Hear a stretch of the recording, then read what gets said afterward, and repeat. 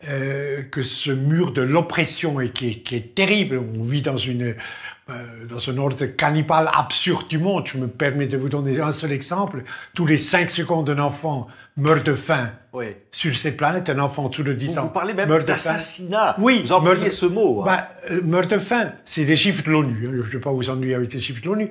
Tous les 5 secondes, un enfant dessous de 10 ans meurt de faim, et le même rapport sur l'alimentation dans le monde de la FAO, de l'Organisation spéciale de l'ONU, dit que l'agriculture mondiale pourrait nourrir normalement, sans problème, 12 milliards d'êtres humains.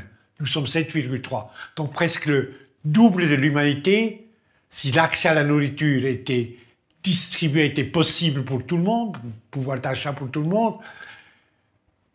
Donc il n'y a plus aucune fatalité. Pour ces massacres quotidiens de la faim, un enfant qui meurt de faim est assassiné.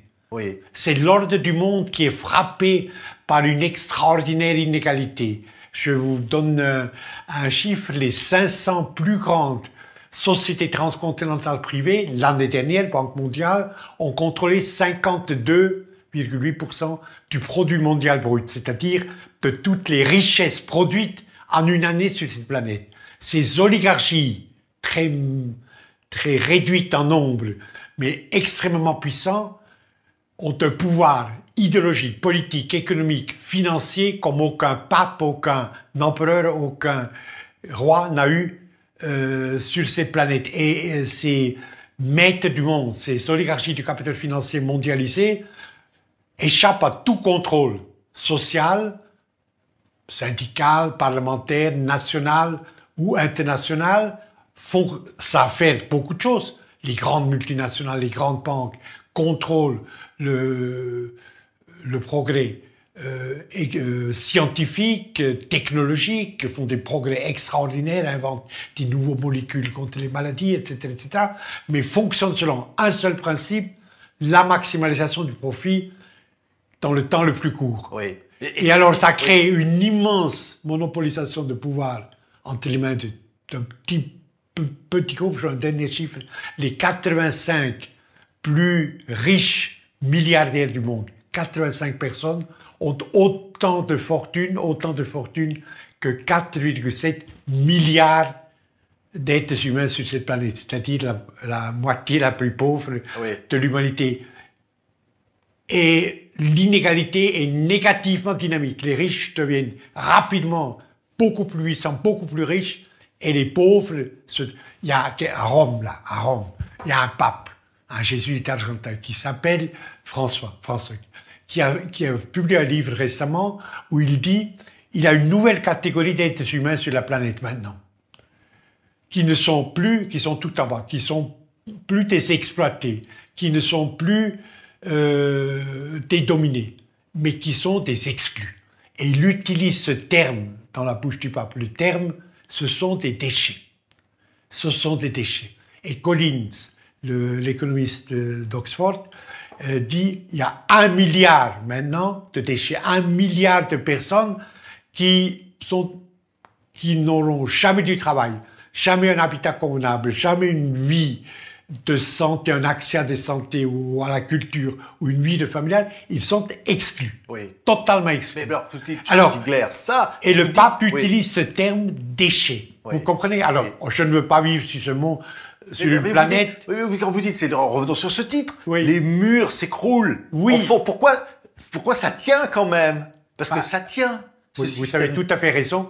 Ce que je viens de dire est en contradiction avec le titre de mon livre. Parce que depuis toujours, vous vous battez contre ce système. Parce qu'il y a vous savez, il y a une double histoire, si vous permettez. Les vieux marxistes allemands, Adorno, Horkheimer, Benjamin, etc., ont dit il y a d'abord la justice effectivement vécue, empiriquement vécue.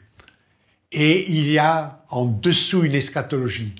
La justice revendiquée, ce que la conscience voit comme étant juste et veut comme étant juste, comme utopie, comme désir. Alors, la justice effectivement vécue, elle est régressive. C'est vrai, cet effroyable massacre depuis 7 ans en Syrie, ailleurs dans le monde, les Nations Unies en ruine, la faim, on vient de le dire, cette misère effroyable qui affecte le tiers de l'humanité et qui semble invincible, la justice effectivement vécue est régressive, mais la justice revendiquée par la conscience collective, elle augmente. Et cette conscience collective progresse, progresse, et crée des mouvements sociaux multiples. Vous les voyez, ces mouvements de résistance? Amnesty, Greenpeace, le mouvement des femmes, attaque contre le capital spéculatif, la Via Campesina qui réunit 120 millions, 122 millions paysans métiers, petits paysans journaliers agricoles entre le Honduras et le Bangladesh. Et tous ces mouvements, ces fronts de résistance luttent à des endroits contre cet ordre cannibale du monde d'une façon formidable, avec un courage, se retrouvent une fois par an, c'est une fraternité de la nuit, se retrouvent une fois par an au Forum social mondial. L'année prochaine va être à Bahia, au nord du Brésil. Et c'est pas un parti politique, il n'y a pas un comité central, il n'y a pas une ligne.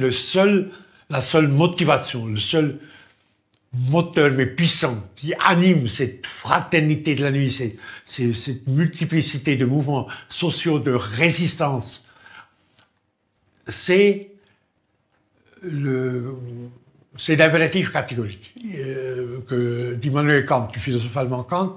Kant a dit l'inhumanité infligée à un autre, l'inhumanité infligée à un autre détruit l'humanité en moi. Détruit l'humanité en moi.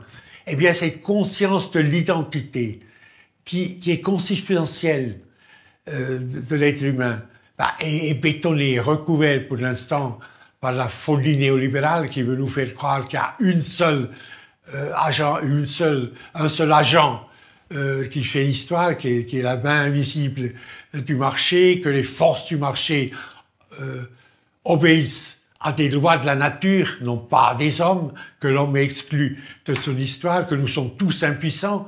Tout ça, c'est faux. Il n'y a pas d'impuissance en démocratie. La France est une grande, puissante démocratie, un état de droit. Eh bien, dans un état de droit, dans une démocratie, il n'y a pas d'impuissance. Il suffit de se lever, d'exiger les réformes structurelles fondamentales, plus de spéculation boursière sur les aliments de base, c'est ça, parce que là, etc. Oui. Il y a des combats très concrets à mener qui peuvent, demain matin, si nous nous réveillons, changer le monde.